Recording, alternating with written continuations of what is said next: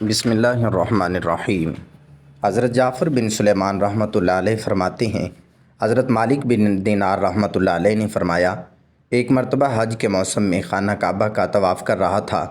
حاجیوں اور عمرہ کرنے والوں کی اتنی کثرت تھی کہ انہیں دیکھ کر تعجب ہوتا تھا۔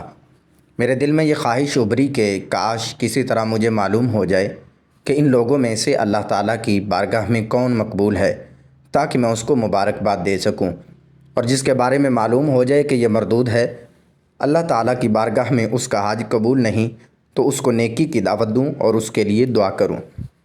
جب رات کو سویا تو خواب میں کسی کہنے والے نے کہا، اے مالک بن دینار، تو حاجیوں اور عمرہ کرنے والوں کے بارے میں فکر مند ہے؟ تو سن، اس مرتبہ اللہ تبارک و تعالیٰ نے ہر چھوٹے بڑے، مرد و عورت، سفید و سیاہ رنگت والے، عربی و عجمی، الغرض ہر حج اور عمرہ کرنے والے کو بخش دیا ہے، لیکن ایک شخص کی مغفرت نہیں کی گئی۔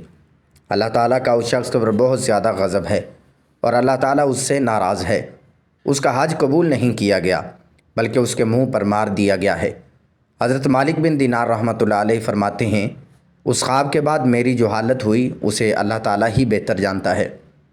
میں نے یہ گمان کر لیا کہ وہ مغضوب خاص شاید میں ہی ہوں اور اللہ تبارک و تعالیٰ مجھ سے ناراض ہے۔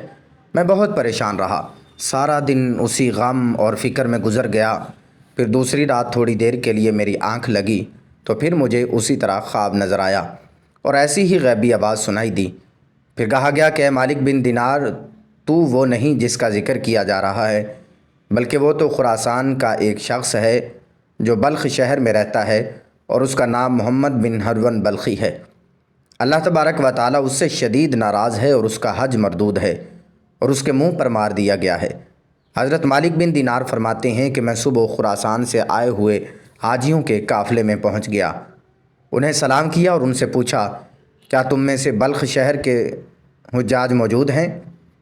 انہوں نے کہا کہ ہاں، ہم کے بیچ کئی حاجی موجود ہیں۔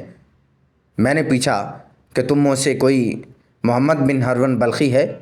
انہوں نے کہا، مرحبا، اس نیک شخص کو کون نہیں جانتا، اس سے بڑھ کر عابد و زاہد پورے خراسان میں کوئی نہیں ہے۔ حضرت مالک بن دینار رحمۃ اللہ علیہ فرماتے ہیں کہ مجھے ان لوگوں کی زبانی اس کی تعریف سن کر بڑا برعکس تھا۔ تعجب ہوا کیونکہ خواب میں معاملہ اس کے بہرحال میں نے ان سے پوچھا کہ اس وقت وہ کہاں ہوگا۔ لوگوں نے کہا کہ وہ 40 سال سے مسلسل روزے رکھ رہا ہے اور ساری رات عبادت میں گزار دیتا ہے۔ اگر تم اسے تلاش کرنا چاہتے ہو تو مکہ مکرمہ کے کسی ٹوٹے پھوٹے مکان میں تلاش کرو، وہ ایسی ہی جگہوں میں قیام کرتا ہے۔ ان لوگوں سے یہ معلومات حاصل کرنے کے بعد مکہ شریف کے ویران علاقے کی طرف گیا اور اس ابن ہرون کو ڈھونڈنے لگا۔ آخر ایک دیوار کے پیچھے میں نے ایک شخص کو دیکھا، میں نے جان لیا کہ یہی ابن ہرون ہے، اور اس کی حالت یہ تھی کہ اس کا سیدھا ہاتھ کٹا ہوا تھا اور اس کے ہاتھ کی ہڈی میں سوراخ کر کے زنجیر ڈال دی، ایک ہاتھ کی بد گئی تھی۔ ابن ہرون نے اپنے کٹے ہوئے ہاتھ کو زنجیر کی مدد سے گردن سے لٹکایا ہوا تھا، اس طرح اس نے اپنے قدموں میں بھی بیریاں ڈال رکھی تھیں اور وہ عبادت میں مشغول تھا۔ جب اس نے میرے قدموں کی آہٹ سنی تو میری طرف متوجہ ہوا اور کہنے لگا کہ اے اللہ کے بندے، تو کون ہے اور کہاں سے آیا ہے؟ میں نے کہا کہ میرا نام مالک بن دینار ہے اور میں بصرہ کا رہنے والا ہوں۔ وہ کہنے لگا، اچھا، تم وہی مالک بن دینار ہو کہ جن کی علمیت اور زہد و تقوی کے ڈنکے پورے عراق میں بج رہے ہیں؟ میں نے کہا، عالم تو اللہ رب العزت کی ذات ہے اور زاہد و عابد حضرت عمر بن عبدالعزیز ہیں، وہ اگر چاہیں تو خوب عیش و عشرت سے زندگی گزار سکتے ہیں، لیکن بادشاہت کے باوجود انہوں نے زہد و تقوی اختیار کیا اور دنیا سے بے رغبتی ان کے اندر بدرجہ عتم پائی جاتی ہے۔ ہمیں تو دنیاوی نعمتیں میسر ہی نہیں، اس لیے ان سے دور ہیں۔ اس نے مجھ سے کہا کہ اے مالک بن دینار، تم میرے پاس کس لیے آئے ہو؟ اگر تم نے میرے بارے میں کوئی خواب دیکھا ہے تو بیان کرو۔ میں نے کہا کہ مجھے تمہارے سامنے وہ خواب بیان کرتے ہوئے شرم محسوس ہو رہی ہے۔ تو وہ کہنے لگا کہ اے مالک بن دینار، تم نے جو خواب دیکھا ہے وہ بیان کرو اور مجھ سے شرم نہ کرو۔ حضرت مالک بن دینار فرماتے ہیں کہ بالآخر میں نے اسے اپنا خواب سنایا۔ خواب سن کر وہ کافی دیر تک روتا رہا، پھر کہنے لگا، اے مالک بن دینار، مسلسل 40 سال سے میرے بارے میں حج کے موقع پر اسی طرح کا خواب کسی نیک اور زاہد بندے کو دکھایا جاتا ہے اور اسے بتایا جاتا ہے کہ میں جہنمی ہوں۔ حضرت مالک بن دینار فرماتے ہیں کہ یہ باتیں سن کر میں نے اس سے پوچھا، کیا تیرے اور اللہ کے درمیان کوئی بڑا گناہ حائل ہے؟ اس نے کہا ہاں، میرا گناہ زمین و آسمان اور عرش و کرسی سے بھی بڑا ہے۔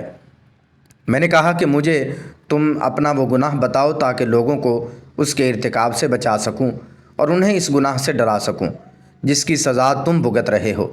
کہنے لگا کہ اے مالک بن دینار رحمۃ اللہ علیہ، میں شراب کا عادی تھا اور ہر وقت شراب کے نشے میں مدہوش رہتا تھا، اور ایک مرتبہ اپنے ایک شرابی دوست کے پاس گیا اور میں نے وہاں خوب شراب پی۔ پھر جب مجھ پر نشہ طاری ہونے لگا تو میری عقل پر پردہ پڑ گیا، تو میں نشے کی حالت میں گرتا پڑتا اپنے گھر پہنچا اور دروازہ کھٹکھٹایا۔ میری زوجہ نے دروازہ کھولا۔ میں گھر میں داخل ہوا تو میری والدہ تندور میں آگ جلا کر لکڑیاں ڈال رہی تھی اور اس میں خوب آگ بھڑک رہی تھی۔ جب میری والدہ نے مجھے نشے کی حالت میں دیکھا تو میری طرف آئی۔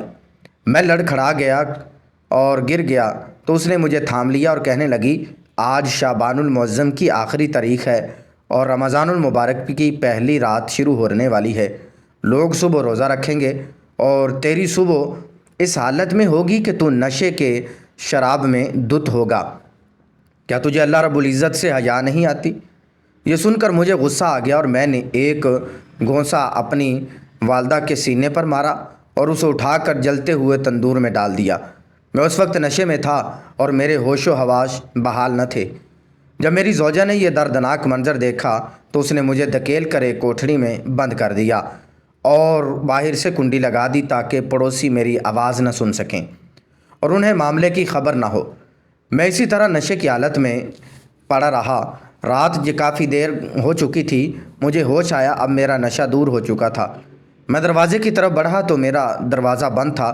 میں نے اپنی زوجہ کو آواز دی کہ دروازہ کھولو۔ اس نے بڑے ہی سخت لہجے میں جواب دیا، میں دروازہ نہیں کھولوں گی۔ اور میں نے کہا، آخر تم مجھ سے اتنی ناراض کیوں ہو؟ آخر میں نے ایسی کون سی خطا کر دی ہے؟ اس نے کہا کہ تو نے اتنی بڑی خطا کی ہے کہ تو اس لائق ہی نہیں ہے کہ تجھ پر رحم کیا جائے۔ اور میں نے کہا کہ آخر بات کیا ہے؟ مجھے بھی تو معلوم ہو کہ میں نے کون سا اتنا بڑا گناہ کر لیا ہے اور کون سی بری حرکت کی ہے۔ میری زوجہ نے کہا کہ تو نے اپنی ماں کو قتل کر دیا ہے اور اسے جلتے ہوئے تندور میں ڈال دیا ہے اور اب وہ جل کر کوئلہ بن چکی ہے۔ جب میں نے یہ بات سنی تو مجھ سے نہ رہا گیا اور میں نے دروازہ اکھاڑ پھینکا اور تنور کی طرف لپکا۔ جب تنور میں دیکھا تو میری والدہ جل کر کوئلہ ہو چکی تھی۔ میں یہ حالت دیکھ کر بہت افسردہ ہوا اور الٹے قدموں ٹوٹے ہوئے دروازے کی طرف بڑھا اور اپنی چوکھٹ پر رکھا اور اس ہاتھ کو کاٹ ڈالا جس سے میں نے اپنی ماں کو گھونسا مارا تھا، اور پھر میں نے لوہا گرم کر کے اس ہاتھ کو اڑی میں سوراخ اور اس کی زنجیر ڈال کر گلے میں لٹکا لیا، پھر اپنے دونوں پاؤں میں بھی بیڑیاں ڈال لی۔ اس وقت میری ملکیت میں 8,000 دینار تھے، وہ سب کے سب میں نے غروب آفتاب سے قبل صدقہ کر دیے۔ 26 باندیاں اور 23 غلام آزاد کیے۔ اپنی تمام جائیداد اللہ تبارک و تعالیٰ کے نام پر وقف کر دی۔ اب مسلسل 40 سال سے میری یہ حالت ہے کہ دن میں روزہ رکھتا ہوں اور ساری رات اپنے اللہ تعالیٰ کی عبادت کرتا ہوں اور 40 دن کے بعد کھانا کھاتا ہوں اور صرف افطاری کے وقت تھوڑا سا پانی اور کچھ معمولی سی چیز کھا لیتا ہوں۔ ہر سال حج کرنے آتا ہوں اور ہر سال کسی عالم و زاہد کو میرے متعلق ایسا ہی خواب دکھایا جاتا ہے جیسا کہ آپ کو دکھایا گیا ہے۔ یہ ہے میری داستان عبرت نشان۔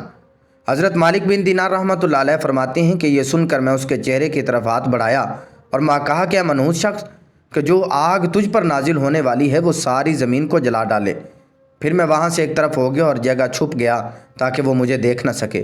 جب اس نے محسوس کیا کہ میں جا چکا ہوں تو اس نے اپنا ہاتھ آسمان کی طرف اٹھایا اور مناجات کرنے لگا کہ غم و مصیبتوں کو دور کرنے والے، اے مجبور اور پریشان حال لوگوں کی دعائیں قبول کرنے والے، اے میری امیدوں کی لاج رکھنے والے، اے گہرے سمندروں کو پیدا کرنے والے، اے میرے پاک پروردگار، اے وہ ذات کے جس کے دست قدرت میں تمام بھلائیاں ہیں، میں تیری رضا چاہتا ہوں اور تیری ناراضگی سے پناہ مانگتا ہوں۔ تو اپنے عفو و کرم کے صدقے مجھے عذاب سے محفوظ رکھ اور اپنی ناراضگی سے بچا۔ اے میرا اللہ، میں کما حقہ تیری تعریف نہیں کر سکتا، تو ایسا ہی ہے جیسا تو نے اپنی تعریف خود بیان کی۔ اے میرے رحیم و کریم پروردگار، تو میری امید کی لاجوں کو رکھ، بے شک میں تجھ سے تیری رحمت کا طلبگار ہوں۔ مجھے یقین ہے کہ تو میری دعا کو رد نہیں کرے گا، میں صرف تجھ سے ہی دعا کرتا ہوں۔ اے میرے اللہ، موت سے پہلے مجھے اپنی رضا کا مژدہ سنا دے۔ اور مجھے اپنے عفو و کرم کی ایک جھلک دکھا دے۔ حضرت مالک بن دینار رحمۃ اللہ علیہ فرماتے ہیں کہ اس کی یہ رقت و انگیز مناجات سن کر میں اپنی منزل کی طرف لوٹ آیا۔ پھر جب رات کو نیند آئی تو دل کی آنکھیں کھل گئیں۔ مجھے خواب میں پیارے آقا صلی اللہ علیہ وآلہ وسلم کی زیارت ہوئی۔ آپ صلی اللہ علیہ وآلہ وسلم نے ارشاد فرمایا کہ اے مالک بن دینار، تو لوگوں کو اللہ کی رحمت اور اس کے عفو و کرم سے مایوس مت کر۔ بے شک اللہ تعالیٰ محمد بن ہرون کے افعال سے باخبر ہے، اور اللہ تعالیٰ نے اس کی دعا قبول فرما کر اس کی لغزشوں اور خطاؤں کو معاف فرما دیا ہے۔